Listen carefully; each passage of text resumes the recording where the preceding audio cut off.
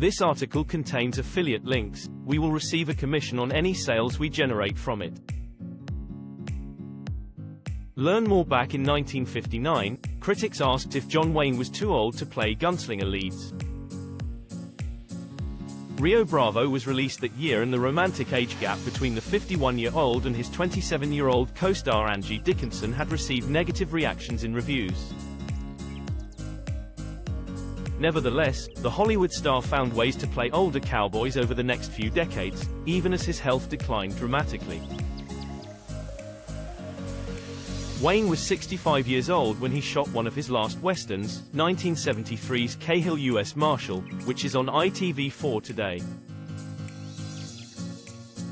The movie had Duke play a widowed U.S. Marshal who neglects his two sons when he finds them mixed up with an outlaw in a bank robbery.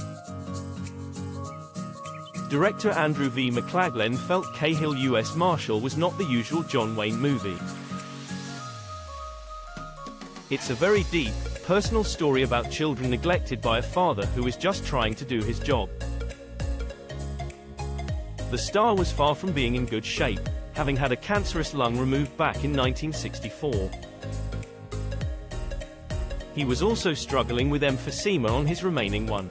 Being significantly weakened, Wayne was forced to use a stepladder to climb onto his horse in the movie.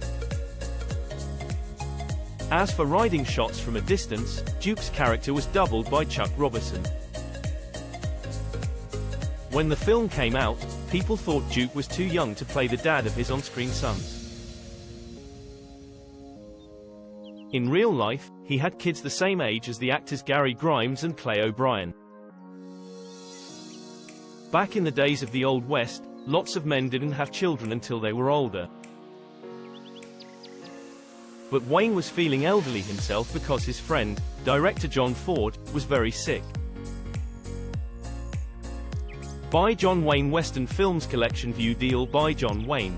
My Father autobiography here. View deal. When John Ford died in August 1973, Wayne said, "I'm pretty much living on borrowed time." Hardly helping matters, Cahill U.S. Marshal was the worst reviewed of his films since he played Genghis Khan in 1956's The Conqueror. Produced by Duke's son Michael under his father's production company Batjac, Cahill had failed to live up to the praise Wayne received for his Oscar-winning role in 1969's True Grit.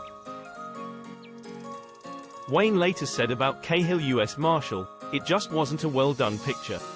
It needed better writing, it needed a little better care in making." The Hollywood legend would go on to make a couple of better-received westerns in True Grit sequel Rooster Cogburn opposite Katharine Hepburn and The Shootist.